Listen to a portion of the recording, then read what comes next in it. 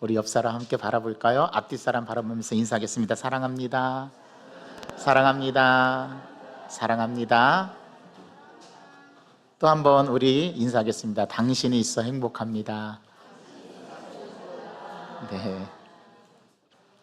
어렸을 때 저는 소망이 하나 있었습니다. 어떤 소망이냐면 내가 나중에 커서 어른이 된다면 내 아버지와 같은 사람이 되어야지, 그런 꿈, 그런 소망이었습니다.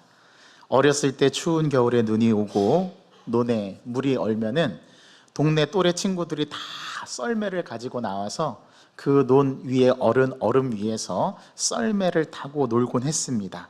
저는 썰매가 없어서 신나게 썰매를 타는 또래 친구들을 보면 마냥 부럽고 마냥 그리워, 그러한 마음이 제 안에 있었습니다. 그래서 집에 와서 땡깡을 부르듯이 아버지에게 나도 썰매 만들어 주세요 하면 아버지는 동네 철물점에 가서 굵은 철사를 사다가 뒷산에 가서 나무를 해와서 톱으로 나무를 잘라 판자를 만들고 썰매를 만들어서 스케이트 칼날 대신에 이 굵은 철사로 나를 대신한 썰매를 만들어 주시곤 했습니다. 그때 저는 우리 아버지가 마치 미국 드라마에 나오는 맥가이버 아저씨처럼 모든 것을 만들 수 있는 능력이 뛰어나신 아버지인 것처럼 그런 생각을 했습니다. 또 친구들이 연을 만들어서 연을 날리면 저는 집에 돌아와서 아버지에게 심통을 부리며 나도 연 만들어 주세요, 그렇게 아버지한테 떼를 쓰면 이튿날 아버지는 어디서 구해오셨는지 대나무를 가져다가 얇게 다듬어서 방패연 모양의 창호지에 대나무살을 이렇게 붙여가지고 방패연을 만들어 주셨습니다. 그리고 대나무살의 무게가 맞지 않아서 연을 날리다가 한쪽으로 연이 뱅뱅뱅뱅 돌게 되면 거기에다가 창호지로 꼬리를 붙여서 무게를 맞춰 주셨어요. 저는 우리 아버지가 말만 하면 모든 것을 다 만들 수 있는 그런 능력의 아버지인 줄 알았습니다. 중학생이 되었습니다. 중학생이 되자 세상 물정을 조금씩 알게 되고 우리 아버지가 이제 모든 것을 하실 수 있는 분이 아니라 못 하시는 것도 있다라는 것을 깨닫게 되었습니다. 고등학생이 되고 대학생이 되자 우리 아버지가 이제는 무능한 면이 많다는 것을 깨닫게 되었습니다. 아버지란 무게감은 참 초라한 것이구나, 그러한 생각이 들었습니다. 그러다가 제가 결혼해서 자녀를 낳고 아이를 키우면서 아버지에 대한 생각이 360도 바뀌게 되는 그러한 계기가 있었습니다. 내가 초라하다고 여겼던 아버지의 무게감이 이런 것이었겠구나라고 아버지를 이해하고 깨닫게 된 거죠. 제 아버지는 말을 참 많이 아끼시는 분이셨습니다. 말수가 적으신 분이었어요. 대신 말을 하면 행동으로 곧장 부지런하게 옮기시는 분이셨습니다. 그래서 늘 행동으로 모든 것을 보여주셨던 아버지였음을 저는 결혼해서 자식을 낳으면서 키우면서 깨닫게 되었습니다. 아들에게 연을 만들어주고 썰매를 만들어주셨던 그 모습에는 엄청난 눈물과 마음 아픈 사연이 있다는 사실을 깨닫게 된 거죠. 뒤늦게 철이 든 겁니다. 아버지가 된다는 것은 나의 아버지의 삶을 이해하는 것이고 아버지가 어떤 존재인가를 이해하는 것이라는 생각을 문득 하게 된 거죠. 지난달 초였습니다. 신학교 때부터 함께 공부했던 저보다 나이가 많은 누님 선교사님이 안식년차에 이집트에서 선교 사역을 하고 이제 안식년차 한국에 들어왔습니다. 7년이 되면 다 선교사에게 안식년이 주어지는데 그 안식년을 맞아서 이제 모처럼 고국에 돌아온 거죠. 그때 양아버지 저는 장례식을 치르고 있었던 때였습니다. 7월 마지막 주에 부산에 오게 되는 그러한 일이 있는데 그때 혹시 만날 수 있겠냐는 그런 전화였습니다. 거의 5년 만에 만나는 것이라서 너무 반갑기도 하고 또는 낯설게 느껴지기도 했습니다. 그 선교사님을 만났습니다. 그 선교사님, 누님 선교사님 저를 딱 보면서 첫 마디 하시는 말씀이 야, 너 그동안 많이 잘생겨졌다, 그런 말을 하는 게 아니라 야, 너 어쩌면 그렇게 1년 한 해가 더하면서 아버지를 그렇게 똑같이 닮아가냐? 저한테 그런 말을 하는 것이었습니다. 그 말이 저에게는 참 기분 나쁘게 들리지는 않았어요. 아들이 아버지를 닮는 게 당연하죠. 그런 말로써 저는 대답을 했는데, 그 선교사님이 저를 딱 보자마자 너는 갈수록 아버지를 닮아간다라는 말을 해주었던 그 기억이 떠올라서 그 만남을 마치고 집에 돌아와서 제가 거울로 제 자신을 들여다보았습니다. 정말 내가 그렇게 아버지랑 많이 닮았나? 근데 제 눈썹이 너무 아버지와 똑같다라는 생각을 했습니다. 그날 저녁 집에 와서 거울로 제 모습을 들여다보면서 저도 처음으로 나는 참 아버지와 똑같이 생겼구나, 그런 생각이 들었습니다. 진짜 눈썹이 너무 제 아버지와 똑같다라는 생각을 저도 그때 처음 했던 것 같습니다. 아들은 아버지를 참 많이 닮았고 아들은 아버지의 모습을 반영하는구나, 그게 아버지와 아들의 관계구나 라는 그런 생각이 들었습니다. 여러분들은 어떠신가요? 거울을 볼 때마다 아버지, 어머니의 모습을 보고 있습니까? 오늘 말씀을 좀 그런 관점에서 바라보길 원합니다. 아버지와 아들의 관계는 아들은 아버지의 모습을 닮아 아버지를 반영하고 또 아버지는 자신의 모든 것을 아들에게 내어주죠. 가끔 엘리베이터에서 자주 보는 이웃 사람들을 만나게 되면 항상 제 자녀와 저희 얼굴을 그분들이 번갈아 가면서 이렇게 쳐다봅니다. 이 위아래를 이렇게 훑어보는 거죠. 그리고는 제 자녀들에게 이렇게 얘기합니다. 그 녀석 참 아버지 많이 닮았네, 아버지하고 완전 붕어빵이네, 그렇게 말씀하시는 분들이 있습니다.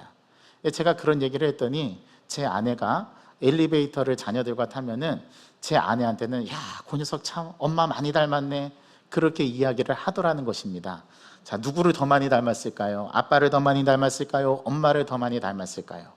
아마 보는 사람마다 차이점은 있겠지만 자녀들은 아버지의 모습, 어머니의 모습을 반영하고 또 자녀들은 아빠의 모습, 엄마의 모습 그대로 다 가지고 있다는 사실에 저는 소스라치게 놀란 적이 한두 번이 아닙니다. 예수님을 믿는 자는 예수님을 보내신 하나님을 믿는 자이기 때문에 예수님을 보는 자는 보내신 하나님을 보는 자라는 말씀이 오늘 바로 예수님의 말씀입니다. 예수님은 위에서 오셨기 때문에 빛이시며 그 빛을 믿는 자는 어둠에 거하지 않는다라고 우리 주님께서 말씀하셨죠. 빛이신 예수님은 사람들을 구원하기 위해서 이 세상에 오셨습니다. 예수님께서 자기 자신을 계시하고 에고 에이미 말씀을 통해서 예수님이 자신이 무엇인지를 7개의 특별한 말씀으로 가르쳐 주신 것 여러분 기억나십니까? 요한복음 6장의 오병이어 기적사건 다음에 예수님께서 자신을 무엇이라 말씀하시냐면 나는 생명의 빵이다, 나는 생명의 떡이다, 그렇게 말씀하셨어요. 또 가늠하다 현장에서 잡힌 여인을 끌고 와서 예수님한테 너라면 도대체 어떻게 할 거야? 라고 판결을 묻는 이 바리새인들과 율법교사들과 서기관들 앞에서 예수님께서 요한복음 8장에서 나는 세상의 빛이다 라고 말씀하셨습니다. 요한복음 10장에서는 나는 양의 문이다, 나는 선한 목자라고 비유적으로 말씀하셨죠. 요한복음 11장에서는 나사로의 소생사건 때 예수님께서 나는 부활이요 생명이다라고 말씀하셨습니다. 너는 이걸 믿느냐라고 주님께서 말씀하셨죠. 우리가 앞으로 살펴보게 되겠지만 요한복음 14장에 가면 에고 에이미 말씀 6번째 말씀이 나옵니다. 나는 길이요 진리요 생명이다 라고 말씀하십니다. 또 요한복음 15장에서는 에고 에이미의 마지막 7번째 말씀인 나는 생명의 참 포도나무다라고 예수님께서 자기가 무엇임을 계시적으로 에고 에이미의 말씀을 통해서 밝히 드러내 주셨어요. 그런데도 사람들의 마음에는 완고함이 있습니다. 저는 언젠가 저희 집 아파트 앞에서 담배 피우는 분이 계시더라고요. 담배를 피우시고 나서 그 담배 꽁초와 담배 갑을 그냥 그 자리에 버리고 가시는 모습을 봤습니다. 제가 그걸 주워다가 쓰레기통에 넣었는데 쓰레기통에 넣기 전에 그 담배값을 이렇게 봤어요. 그랬더니 그 담배값에 섬뜩한 경고 사진이 들어있더라고요. 폐암에 걸린다라는 그런 사진이었습니다. 그런데 사람들은 그 섬뜩한 경고 사진을 보고도 여전히 담배를 피우는 사람들이 많고 수많은 환경 재난을 목격해도 삶의 방식을 쉽게 바꾸지 않는 경우가 우리는 많이 보게 됩니다. 믿음도 마찬가지입니다. 예수님이 수많은 표적을 보여주셨어요. 오병이어의 급식 기적도 보여주시고 무리를 걸어 가시는 모습도 보여주시고 또 날 때부터 소경된 자를 눈을 뜨게 하셔서 보게 하시고 듣게 하셔요. 안진뱅이를 일으키시죠. 열병을 떠나가게 하십니다.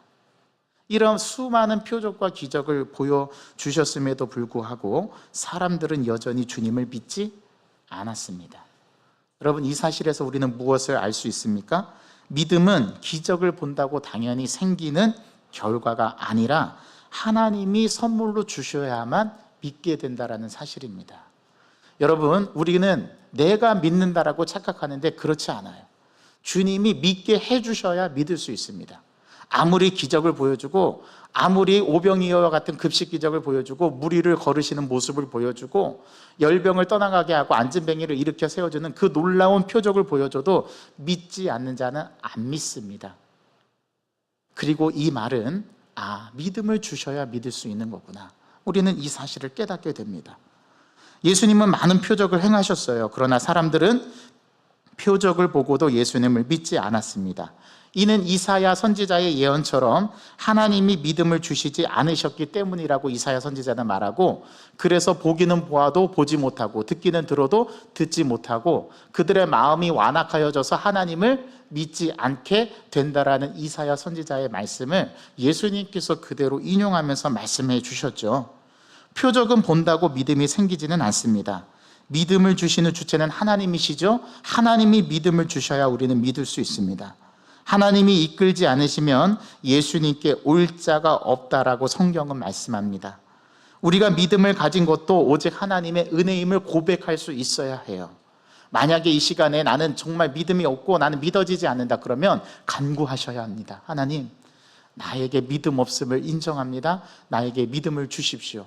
마가복음 9장에 보면은 예수님께서 변화산에서 놀라운 신비한 변화된, 형용할 수 없는 모습으로 변화되는 모습을 세 제자에게 보여주시고 산에서, 변화산에서 내려오시죠.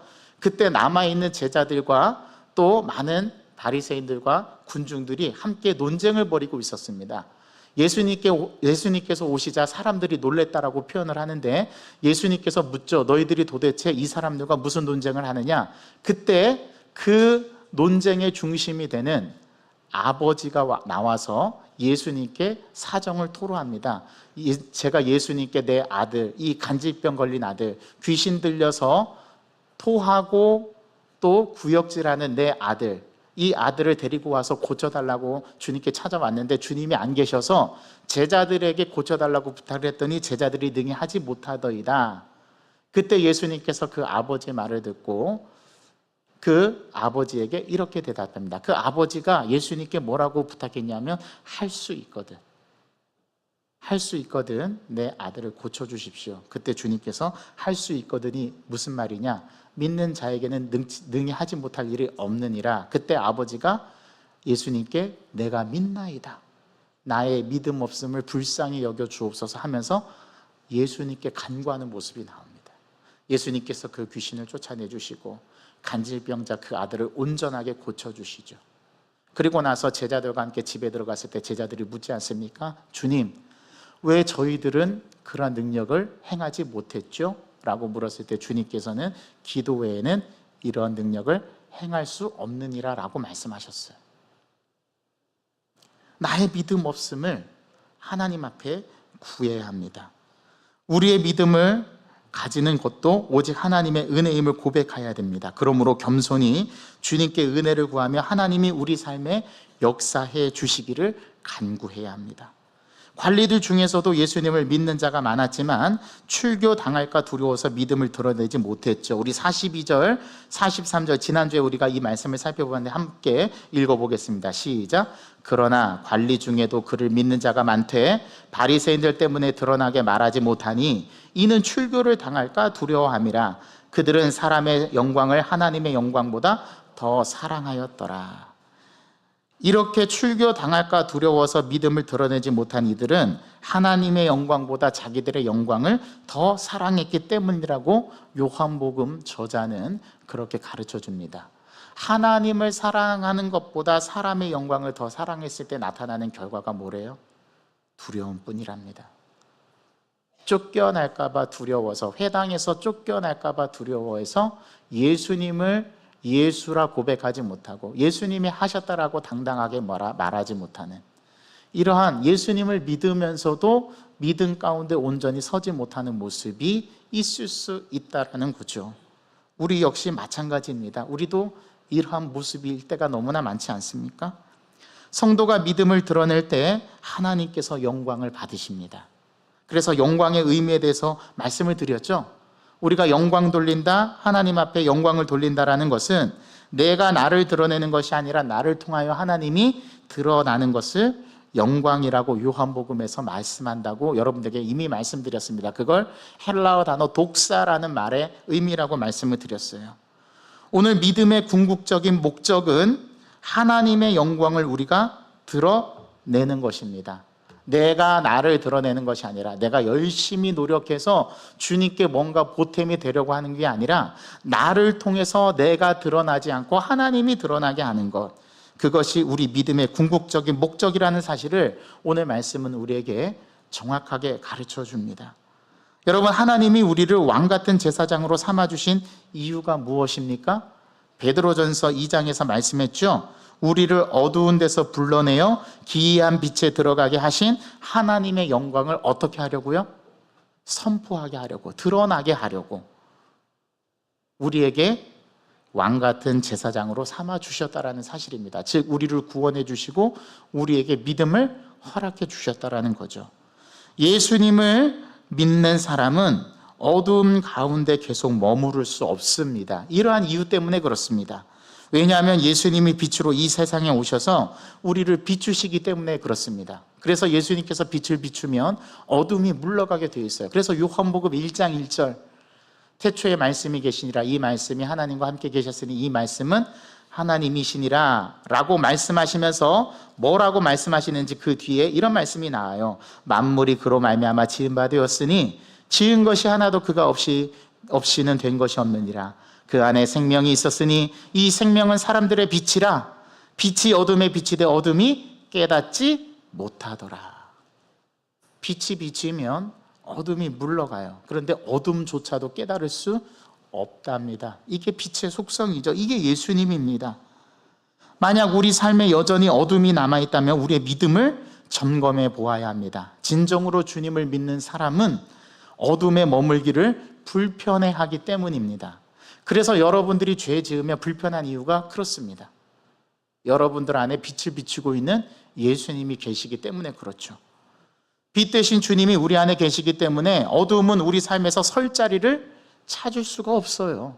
그런데 우리 안에 어둠이 설 자리가 있다? 그럼 우리의 믿음을 점검해보고 우리의 신앙을 점검해 봐야 됩니다. 주님의 빛이 나를 향해 비춰지고 있는가를 우리가 확인해 봐야 합니다. 여러분, 예수님을 믿는다는 것이 무엇입니까? 예수님을 믿는 것은 곧 예수님을 보내신 하나님을 믿는 것이랍니다. 44절, 45절의 말씀 함께 읽어보겠습니다. 예수께서 외쳐 이르시되 나를 믿는 자는 나를 믿는 것이 아니요 나를 보내신 이를 믿는 것이며 나를 보는 자는 나를 보내신 이를 보는 것이니라.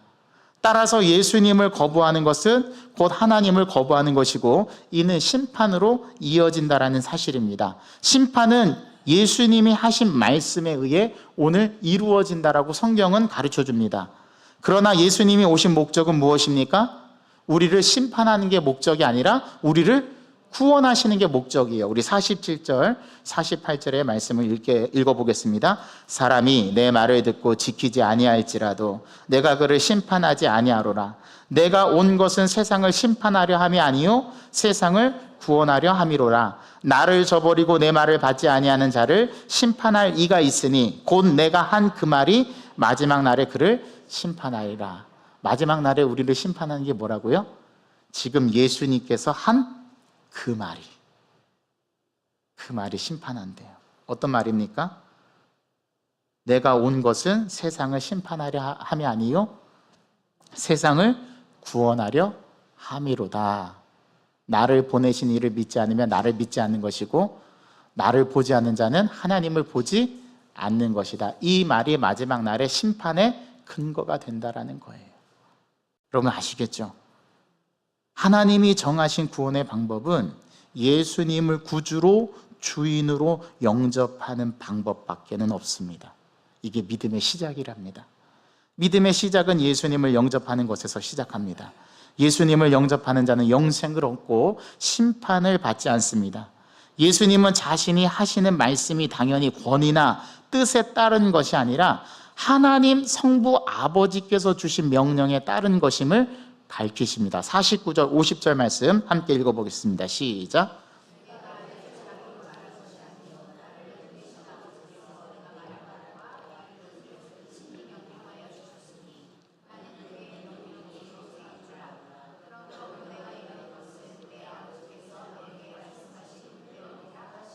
예수님께서 하시는 말씀은 자의로 하는 말씀이 아니라 누구의 명을 따라 하시는 말씀이라고요? 성부 하나님의 아버지의 말씀을 따라 행하신다라는 겁니다. 이게 아버지와 아들의 관계입니다. 아버지의 명령은 영생을 주는 명령이며 예수님은 그 명령을 그대로 따르는 자, 즉 하나님의 아들이라는 거죠. 따라서 예수님의 모든 가르침은 생명을 주는 하나님의 진리였던 것입니다. 예수님의 말씀은 우리를 생명으로 인도하시는 하나님의 구원의 메시지였던 거예요. 여러분 이걸 믿으시나요? 이걸 믿으셔야 합니다. 성도는 예수님의 말씀을 따라 영생의 길로 행해야 합니다. 이게 아버지와 아들의 관계, 아버지와 예수님의 관계, 하나님과 성자 예수님의 관계라는 거죠. 여러분 이게 믿어지지 않으시거든 여러분들의 자녀를 보시면 됩니다. 여러분들의 자녀를 보면 그 얼굴에 누구의 얼굴이 담겨 있어요? 나의 얼굴이 담겨 있어요.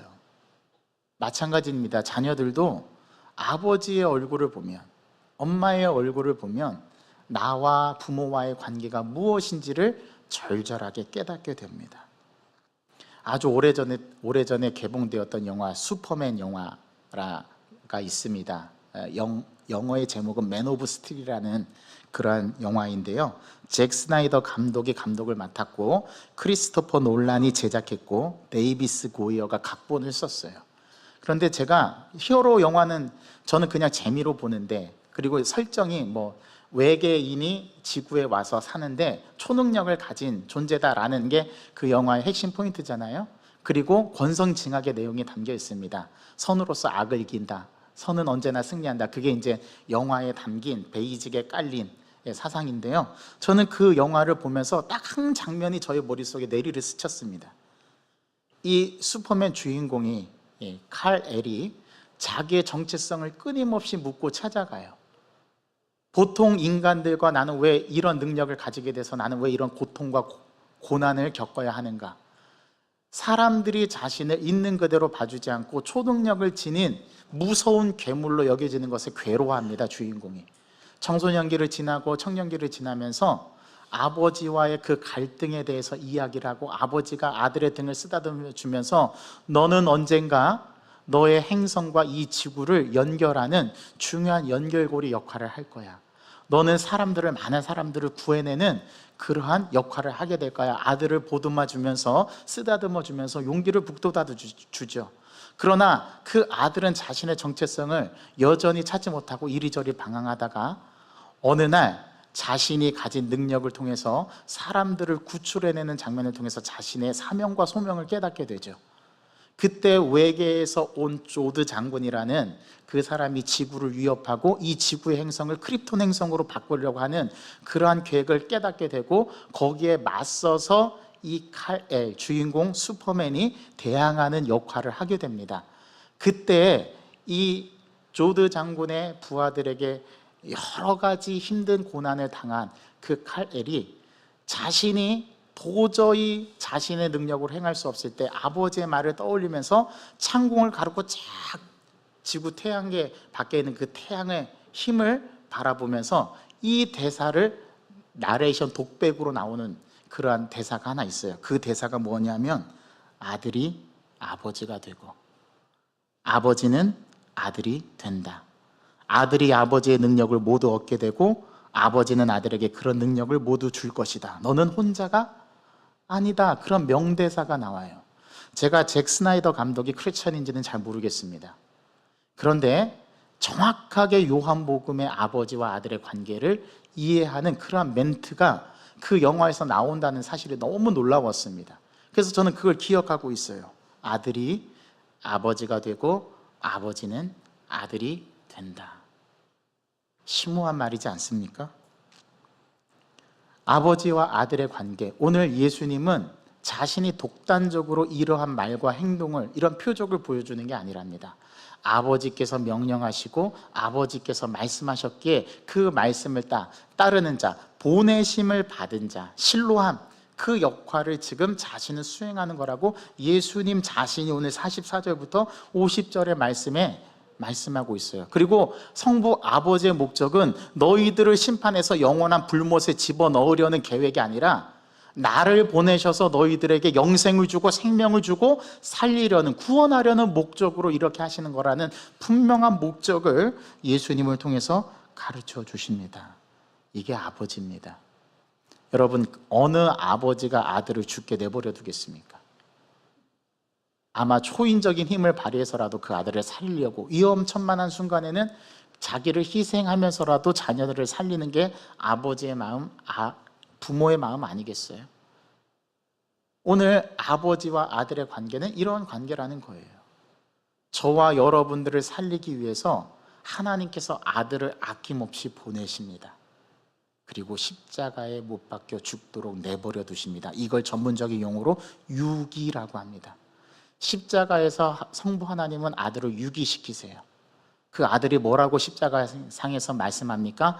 엘리 엘리 라바 사박다니, 나의 하나님 나의 하나님 어찌하여 나를 버리셨나이까? 라고 처절하게 절규하는 그 아들을 외면한 채 십자가에 죽도록 내버려 두시는 분, 그 아버지의 마음이 어떤 마음일지는 여러분들, 자녀가 조금만 아파도 그 아픔을 내가 그냥 끌어안고 아프고 말지 않은 그 심정, 그 마음으로 바라보시면 됩니다.